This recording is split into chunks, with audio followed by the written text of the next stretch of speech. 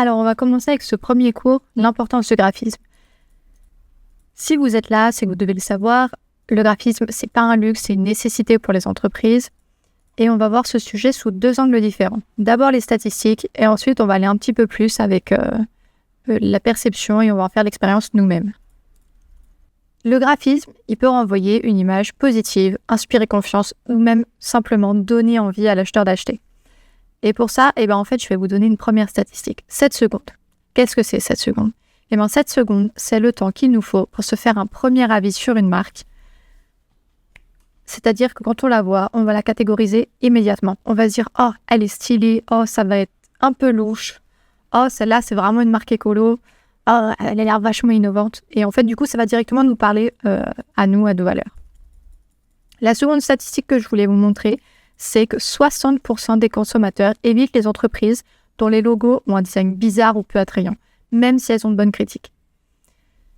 Tout simplement, qui ici achète les produits d'une marque ou des services en se disant je suis pas sûr de la qualité que je vais recevoir, ou je suis même pas sûr de recevoir le produit en fait. Donc c'est vraiment important que dès que le consommateur va poser les yeux sur votre entreprise dès la première fois, que vous lui renvoyez une image positive. De le rassurer, de rendre crédible votre marque à ses yeux. Le second élément que je voulais vous dire, c'est que le graphisme, il va faciliter la vente. 65% des consommateurs affirment qu'ils achètent auprès de marques avec lesquelles ils ont un lien émotionnel fort, et 90% d'entre eux soulignent que les émotions positives en sont la clé. Donc qu'est-ce que ça nous dit là ? C'est un petit peu comme ce que je vous disais juste avant, avec le fait qu'on se fasse une perception. C'est-à-dire que quand on est une personne résolument écolo, qu'on voit une marque et qu'on la catégorise immédiatement dans cette catégorie écolo, et qu'ensuite on remarque que oui, elle l'est réellement, tout de suite ça va nous créer un lien avec cette marque et on va plus facilement l'acheter plutôt qu'une autre. Ensuite, il faut savoir que le branding, ça peut augmenter de 2 à 3 fois le taux de clic sur vos publicités en ligne. Pourquoi ? Tout simplement parce qu'on est baigné dans les images. Quand on scrolle sur les réseaux sociaux, on en voit. En fait, il faut attirer l'œil. Il faut réussir à créer ce déclic qui fait qu'on va s'arrêter sur votre pub et qu'on va même cliquer dessus parce que ça nous intéresse. Et ça, c'est en priorité le visuel qui fait le taf. Et enfin, le dernier élément, le graphisme va vous augmenter à augmenter la reconnaissance de votre marque, c'est-à-dire que c'est avec le fait d'être exposé plusieurs fois et d'avoir une cohérence visuelle qui fait qu'on va s'en souvenir. Et d'ailleurs, 5 à 7 impressions, c'est le nombre qu'il faut à une personne pour reconnaître une marque. Donc c'est vraiment pour ça aussi qu'il est très important, quand on a un branding, de rester cohérent de support en support, de semaine en semaine, etc. Il faut vraiment instaurer une base qu'on va reconnaître immédiatement. Et savoir aussi que du coup, une couleur de signature, ça peut augmenter de 80% la reconnaissance de la marque. Donc c'est un peu comme le jaune et le bleu d'Ikea, le jaune rouge bleu de Lidl, le vert de Starbucks, etc. En fait, quand vous voyez la couleur, vous pensez immédiatement à une certaine marque. Donc qu'est-ce que ça veut dire aussi ? C'est que quand vous allez commencer à choisir vos couleurs, il va falloir regarder chez vos concurrents pour essayer de vous différencier d'eux. Ne surtout pas vous approprier une couleur qui existe déjà. Mais attention, il ne suffit pas d'avoir un beau branding. Il faut quand même qu'il soit aligné avec votre entreprise. Parce que, comme on l'a vu, la perception d'une marque, ça se fait en 7 secondes. Donc, il ne faut pas qu'on vous catégorise mal. Et donc, comme je vous l'ai dit juste avant, d'abord, on sait les statistiques. Maintenant, on va en faire l'expérience avec vos propres émotions et votre propre perception. Donc, le but du jeu va être assez simple. Je vais vous montrer 2 univers graphiques et je vais vous lire une description. Et vous me direz ce que vous en pensez. Est-ce que vous êtes plus pour l'univers 1 ou pour l'univers 2 ? Maintenant, je vous laisse avec le vrai replay de la précédente session de formation. Tout simplement, je l'ai refait parce que je m'étais trompée de micro sur l'enregistrement et du coup, c'était un peu cata, donc je vous l'ai refait. Donc voilà, désolée pour le son que vous allez entendre juste après, mais bon visionnage. Donc, nous sommes une entreprise de création de vidéos pour les startups. Nous mettons un point d'honneur à créer des concepts originaux et audacieux pour des clients. Pour nos clients. Alors, pour vous, de quelle marque, de quel univers est-ce que ça vit ? Est-ce que c'est la 1 ou est-ce que c'est la 2 ? Je dirais la 1. Je dirais la 1 aussi. Et du coup, qu'est-ce qui vous fait dire que c'est la une? Les couleurs et le côté décalé des blocs. Et du coup, un peu cette accentuation dynamique, et moins dans la planche à côté qui est très calme, très douce. Parce que dans l'univers, tu as dit, audace et là, le graphisme est pas hyper audacieux, dans la planche 2 alors que les choix des couleurs, est un peu plus, original, et un peu plus, saute à l'œil, sur la 1. D'accord. Bah, en effet, en fait, vous avez totalement raison, c'est ça. Et vous m'avez donné tous les arguments que j'aurais pu vous amener.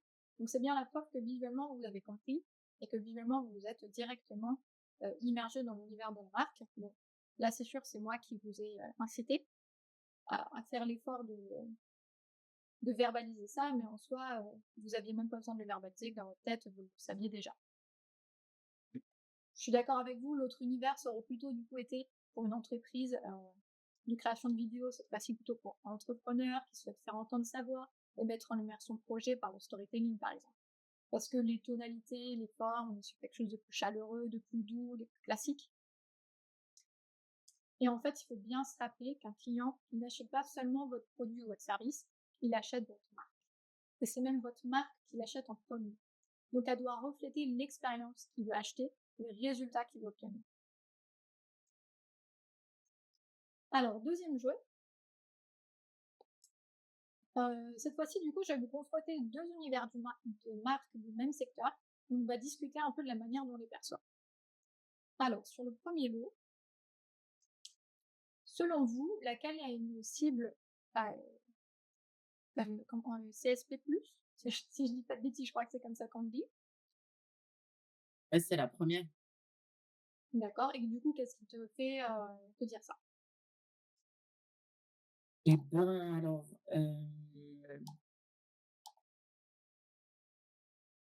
alors attends, qu'est-ce qui me fait dire ça? Parce que je le ressens, mais j'arrive pas trop à te dire. En fait,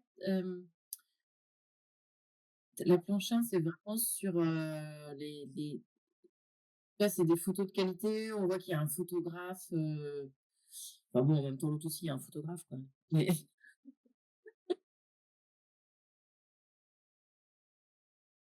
on me demandait si c'est pas l'habitude de voir toutes ces marques de CSP+, qui foutent un t-shirt à 90 balles avec, ce type de graphisme que, que l'autre qui a mis du flash, du rose, du orange, pétant. Mmh. Bah, tu vois, là, au final, tu me parles de la couleur. Ouais. Donc, la couleur est un élément qui fait que tu vas catégoriser aussi plus facilement la cible. Sur la proposition numéro 1, il y a pas les prix, alors que dans la deuxième, au contraire, il va y avoir des cartouches assez marquées et les prix qui sont marqués en plus gros presque que le nom de la marque, justement pour marquer que c'est des petits prix. Là où dans le premier cas, on n'a pas besoin de marquer les prix, c'est pas le problème, on va dire. Exactement. Mais même sans regarder les prix, tu vois, je trouve que le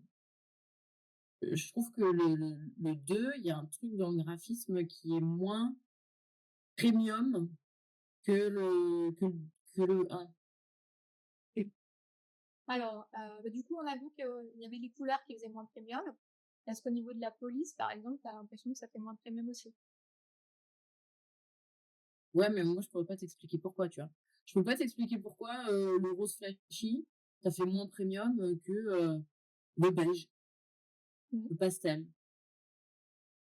Alors, bon, Ah ça, là, tu me c'est elle, surtout, ça fait premium. ouais, c'est surtout un cours qu'on verra sur la couleur. Mais effectivement, les couleurs flash, ça va plutôt être des couleurs qu'on va voir dans des quand on veut refléter plutôt quelque chose, comment dire, de plus accessible, de plus discount, ou alors, comme par exemple, pour revenir à l'exemple ici, vraiment montrer quelque chose d'audacieux, mais là, on n'est pas du tout dans le même secteur. Mais oui, la couleur, c'est un élément assez important. Et justement, les marques qui sont haut de gamme, effectivement, elles jouent beaucoup plus sur des couleurs qui vont être sombres ou pastel. Parce que du coup, c'est moins flashy, ça va moins se checker les yeux, tu vois, on n'a pas besoin de ça. On est libre. C'est un peu cette Oui, hein. idée-là. Pour aller dans ce truc-là, il y a aussi toute la mise en page, toute la mise, ouais, Là, on est sur, 1, 2, 3 lignes de texte, point barre, quoi. 3 lignes de texte, point barre, alors que dans, Kiabi, tu as des encadrés, tu as déjà, tu quoi? Tu as déjà 3 couleurs, rien que pour tu as le rose, ah non, tu alors le rose, le blanc et le bleu marine. Donc tu as déjà 3 couleurs, rien que pour la mise en page Mmh. et compte pas les couleurs qu'il y a dans les photos et du coup, il y a du texte de partout, cache même la photo. Alors qu'en fait, sur le premier c'est vraiment hyper épuré et la photo est vraiment bien, mise en avant. Et justement, du coup, sur ces images, il y a aussi effectivement une différence que tu n'arrivais peut-être pas à verbaliser. Mais sur le premier axe, du coup, on est plutôt là à faire des photos qui sont effectivement, comme dire, un peu photographes, comme c'est les deux en nous, mais qui sont plus inspirantes en fait. On se décroche de la réalité, on nous emmène dans un univers, alors que de l'autre côté, on est dans on est dans le quotidien. Hem, Et donc, autant par les choix de l'iconographie que par les choix de couleurs, par les choix de typo, parce que du coup, d'un côté, c'est là que j'ai pas détaillé là-dessus, mais c'est vrai qu'à gauche, du coup, on a une police qui est travaillée, qui est en empattement. À droite, on est sur un typo très simple, basique, donc voilà. Et ensuite, on a effectivement, on voit les couleurs. Et effectivement, la mise en page, donc d'un côté, on en fait un peu plus, où on vient cadrer, on vient rajouter des éléments. Et de l'autre côté, on est pur parce que, comme je disais, en fait, on n'a pas besoin de faire des tests. On sait que ce qu'on a, c'est nickel. Alors, je passe sur le deuxième. Donc là, la question que je vais vous poser, c'est davantage sur quelle marque, euh, comment je peux dire, ouais, sur laquelle de ces deux marques-là, vous avez une meilleure perception de la qualité du produit ou du service. sur la 1. D'accord. Salomé aussi, c'est sur la 1? Ouais, pareil. D'accord. Et Salomé, toi, parce que du coup, Sarah qui a beaucoup parlé sur la première, est-ce que tu saurais dire pourquoi là, c'est la une qui t'inspire le plus la qualité? Déjà, il y a plus d'images du produit, il est plus mis en avant. La page 2, on dirait bah, je crois que c'est Amazon. Bah, c'est Amazon. On va dire que justement dire Amazon parce qu'il y a beaucoup, beaucoup de produits et finalement, il n'y en a aucun qui est vraiment mis en valeur par rapport aux autres. Là, c'est pas du tout le cas dans la proposition 1. Au contraire, on va prendre le temps de montrer. Il y a plus d'exemples, mais il y a quand même le temps de montrer chacun. On voit aussi un petit peu des sortes de processus, des encadrés. Ils mettent peut-être les points clés, les points forts de chaque produit. Il y a on est devenu membre aussi, donc il y a une notion d'appartenance de marque, de rejoindre une équipe dans pour l'image, comment on perçoit la marque. Amazon, on veut juste un produit et qu'il arrive vite. Là, on est un peu plus dans, vous nous avez choisi nous pour pouvoir, faire partie de notre communauté, quelque chose comme ça. Mmh. Et la mise en page est un peu moins, automatique. Chez, Lisa. Pour les couleurs, on est, jaune assez clair. Ça fait de la lumière, c'est assez dynamique, mais c'est pas trop, flashy. Et là, où Amazon, bah, c'est un accordéon de couleurs tellement il y a des produits et c'est pas esthétique. Ça fonctionne bien, ça marche, ça vend, mais c'est pas pour l'esthétique qu'on doit choisir ce site ou ces produits-là. Et bon, allez. Exactement. Et du coup, bah, pour rebondir, en commençant par les couleurs, tu as raison, du coup, d'un côté, on a choisi aussi une seule dominante de couleur qui est plutôt sobre, alors que de l'autre côté, du coup, on a un éventail de couleurs et ça reflète aussi, bah, enfin, ça leur permet aussi de montrer que c'est pas un service haut de gamme, finalement, que on est accessible parce que on a l'impression que c'est quelque chose de brouillon et qui est pas très bien pensé, mais en fait, finalement, c'est volontaire de leur part d'afficher une image comme ça, très disparate, très colorée, simplement pour montrer on en a plein, on en a pour tout le monde. Alors que de l'autre côté, on est plus sur quelque chose où, comme tu dis, on vient plutôt rassurer sur le fait de un peu créer sa propre communauté, tu nous choisis pour nous, pas pour ce qu'on fait, même si quand même aussi. Mais oui, voilà. Et par rapport à la mise en page, effectivement, d'un côté, on a quelque chose de plus aéré, de plus de plus construit. Alors que de l'autre côté, on n'a pas beaucoup de place pour respirer. C'est vraiment tout est accumulé les uns à côté des autres. Et ça, c'est aussi quelque chose qui permet vraiment du coup, le fait de mettre de l'espace dans ces visuels, ça permet vraiment tout de suite aussi de renvoyer une image un peu plus qualitative. Parce que justement, avec l'espace.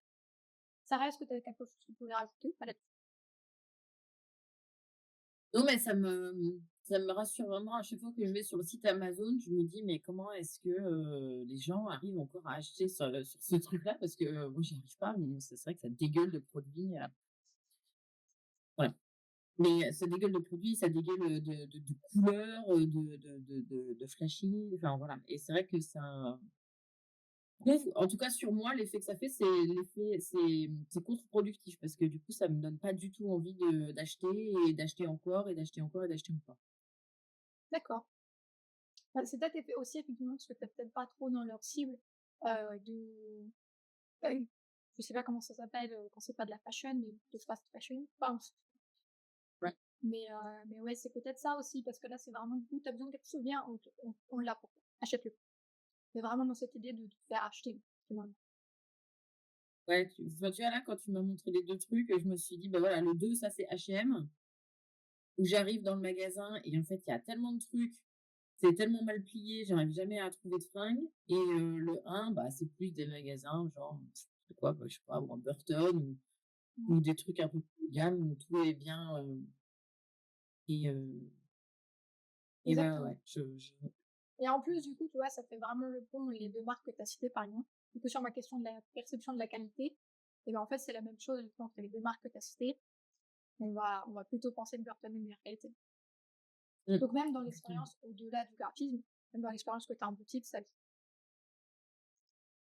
Alors, j'en ai un dernier. Donc, cette fois-ci, je vais plus vous demander, parce que là, du coup, c'est deux entreprises qui vendent le même produit, mais qui n'ont pas les mêmes valeurs. Du coup, pour vous, qu'est-ce que l'une et l'autre vous évoquent? Peut-être un peu plus compliqué comme question. Alors en tout cas, moi ça me refait dire ce que j'ai dit pour le premier quoi, les pastels, c'est plus premium, que les couleurs flashy. Ouais, donc ça t'envoie ce côté premium à droite. Ouais, enfin tu vois le truc de, voilà, c'est un truc de supermarché, pas très cher, bah voilà, c'est couleurs flashy, c'est une mise en page chargée, voilà, on envoie, du rouge, du blanc, du vert, du jaune, du si ça pouvait clignoter, ça serait encore mieux. Et ta question, c'est sur les valeurs, c'est ça? Oui, sur les valeurs, du coup, que vous percevez de ces deux marques. Donc, bah, bon, alors après, si on veut les placer, donc évidemment, enfin, le un c'est vraiment accessible à tout le monde et puis efficace. Alors que le deuxième c'est plutôt, bah, c'est les bobos chics de Paris hein, qui achètent ça. Hein, un truc épuré, donc un peu mieux pour l'environnement. Non. Là, il y a ça, il y a le truc de on s'occupe de vous, mais enfin, un truc de bien-être personnel et un truc de bien-être. Je pense que c'est un truc un peu plus écolo, même si on voit pas du tout de nature. À part un petit bandeau vert pour dire bio, Non. mais on sent qu'il y a vraiment un truc de ça fait du bien à ta lessive et ça fait du bien à toi aussi. Ok. Et pour toi, Salomé? Globalement, pareil, je dirais, le 2 on est plus sur,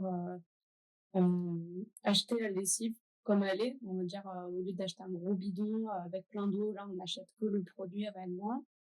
Donc, ce côté-là, écologie, un peu, retour aux sources. Alors qu'Ariel, c'est, sur l'efficacité. En disant: «Tu une famille, tes enfants, ils se jettent par terre, bon, on veut que ce soit impeccable». Donc je dirais plus une valeur, de d'efficacité, vraiment de juste tu l'achètes pourquoi? Pour laver et ça lave bien. Alors que dans le deuxième, tu achètes plus le concept de acheter juste ce qu'il faut et un truc écologique et oui, il faut que ça lave, mais c'est pas la première chose que tu achètes. Je trouve ça normal que ça lave. on va dire. C'est pas le premier argument qu'on t'avance. Voilà, c'est ça. Ouais, mais c'est vrai que si Ariel, c'est pas efficace, t'es vénère. Le deuxième, si c'est pas efficace, tu dis bon, bah ouais, mais c'est cool. Donc, c'est vrai que c'est pas le premier truc, en effet, ouais, ça, t'as raison. Pas le premier truc sur lequel que t'achètes en premier, quoi. C'est vrai qu'on se pose pas la question du deuxième si c'est efficace ou pas, quoi. Et c'est Ouais. pas ça l'argument, quoi. C'est Alors ça. qu'en fait, au départ, t'achètes une lessive. Une lessive, c'est fait pour laver. Si ça lave pas, bah ça sert à rien d'acheter ta lessive, en fait. Tout à fait. Et d'ailleurs, pour rebondir, Sarah, tu disais on n'a pas d'éléments de nature. Bon, là, du coup, je vous ai mis une sélection de 2 postes, mais sur l'image du haut, tu vois qu'il y a un petit brin de nature, justement, quelque chose de délicat. Et en fait, c'est le cas sur quasiment toutes leurs photos de mise en scène produits de ce genre-là. Il y a toujours une petite fleur ou une petite branche ou quelque chose, voilà, pour malgré tout te faire penser à l'écologie. Donc voilà. Et après, c'est vrai que c'est vraiment du coup sur en fait, tous ces éléments que vous avez dit. Hein. D'un côté, on est là pour acheter de l'efficacité, et de l'autre côté, plutôt par un souci du coup d'environnement et de simplicité de faire la bonne démarche. Donc tout ça en fait pour vous dire que quand vous voyez quelque chose, eh ben, en fait vous catégorisez immédiatement. Même sans y réfléchir, bon là certes je vous ai fait réfléchir et verbaliser des choses, mais en fait dans votre quotidien vous faites toute une série de choix auxquels vous ne réfléchissez pas, mais en fait vous les avez vous avez identifié les éléments face à vous dans des cases. Et en fait, chaque choix, du coup, qu'on va faire une marque, ça va influer sur une perception. Donc, on l'a vu, que ce soit, par exemple, ici, du coup, le côté simplicité contre le côté flash et très commercial, hein, finalement, très pub à gauche. C'est vraiment l'essence même de la pub, quoi. On a un truc qui brille, on a du texte en gras, on a du jaune, du rouge, on a de la couleur qui se de partout, et on a une photo qui est plus ou moins On se retrouve entre nous maintenant que tu as vu le replay. Je vais te présenter rapidement la formation. Donc surtout reste si ce que tu as vu juste avant t'a intéressé.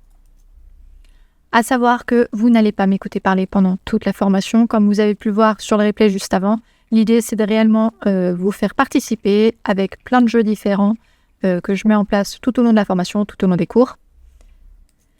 Et surtout, je vais vous faire passer à l'action.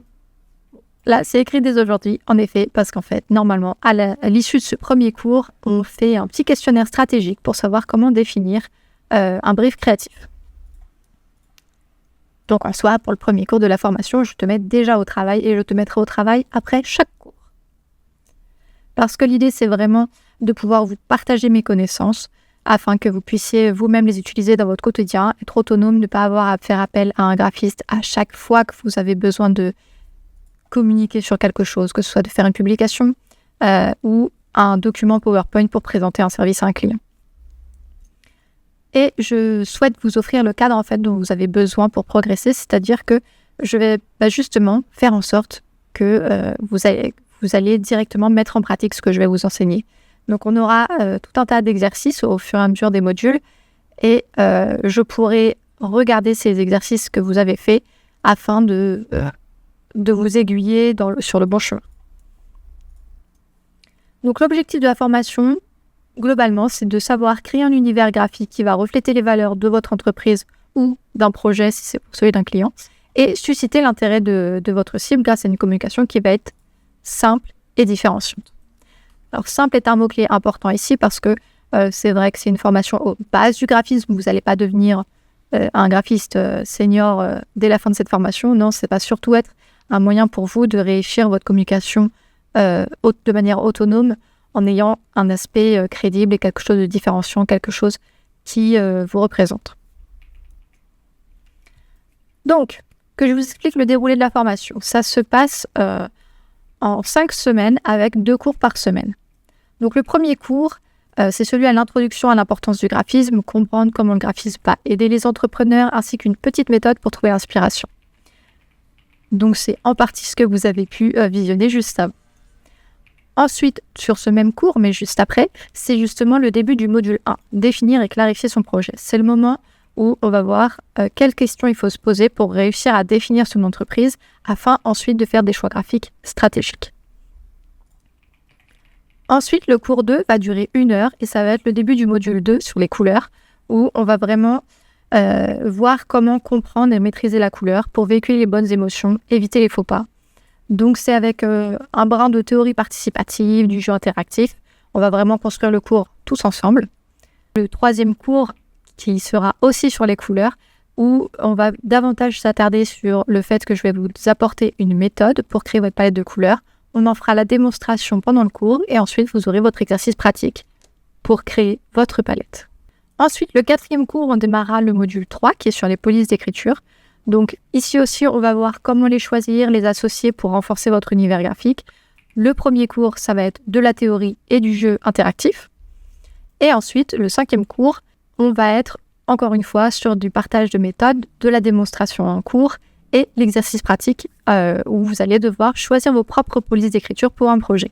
Le module 4 qui va s'orienter sur les formes, donc appréhender et jouer avec les formes pour partager l'ambiance de votre marque. Ici aussi, on va partir sur de la théorie et du jeu interactif. Et ensuite, le second cours sur les formes où on va voir de nouveau la méthode, de la démonstration et l'exercice pratique pour définir vous-même votre style graphique et réaliser votre brainboard. Et enfin, le cours numéro 8, la mise en page, qui est du coup un cours de 2 heures, plus long que les autres, où on va pouvoir s'attarder sur les règles de mise en page pour réussir à concevoir tout type de support. Donc on va être dans de la théorie et du jeu interactif, et surtout à ce moment-là, ce sera le moment de m'envoyer ce que vous avez déjà pu faire dans le passé, pour qu'on analyse un petit peu tout ça ensemble. Et ensuite, un 2e cours de 2 heures aussi sur la mise en page, pour pouvoir continuer dans cette démarche d'apprendre à mettre en page un peu tout type de support. Et on fera du coup de la démonstration et un exercice pratique. La démonstration, on fera un petit vote tous ensemble pour savoir sur quoi on part. La dernière fois, on avait fait des templates pour réseaux sociaux et une maquette d'accueil de site de page internet. Donc en fait, en fonction des supports que vous voulez qu'on voit, on en sélectionnera 2 et je vous montrerai en live ma méthode à moi, comment je le fais, et comme ça, ce sera un peu plus simple pour vous à appliquer. Et vraiment, le suivi sur cette formation va être quelque chose d'essentiel, parce que comme je vous fais faire des exercices, je vais voir vos résultats pour pouvoir vous aider, donner des conseils sur ce qui va, sur ce qui ne va pas, sur comment améliorer. Donc, pour faire ça, il y a plusieurs méthodes. Il y aura soit en partageant directement sur Discord dans la discussion, vous pouvez joindre des fichiers, discuter, etc. Il y aura aussi sous les replays des cours si vous préférez rester sur la plateforme de formation. Et il y aura aussi, du coup, 2 créneaux de visio à réserver par personne, donc des sessions individuelles de 30 minutes que vous pouvez m'activer quand vous le souhaitez au stade que vous préférez au niveau de la formation. Et maintenant, on arrive à ma recommandation. Certes, les cours durent 1 heure, mais je veux que dans votre planning, vous caliez 2 heures. Pourquoi ? Tout simplement pour que à la fin de l'heure de cours, vous puissiez rester dans votre bulle et travailler sur ce qu'on vient de voir. Tout simplement pour commencer directement à produire pendant que c'est chaud, pendant que vous avez peut-être les idées parce que les éléments du cours vous ont déclenché. En tout cas, voilà. Comme l'idée, c'est d'agir dès maintenant, calez toujours 1 heure de plus que prévu dans le planning pour faire ça.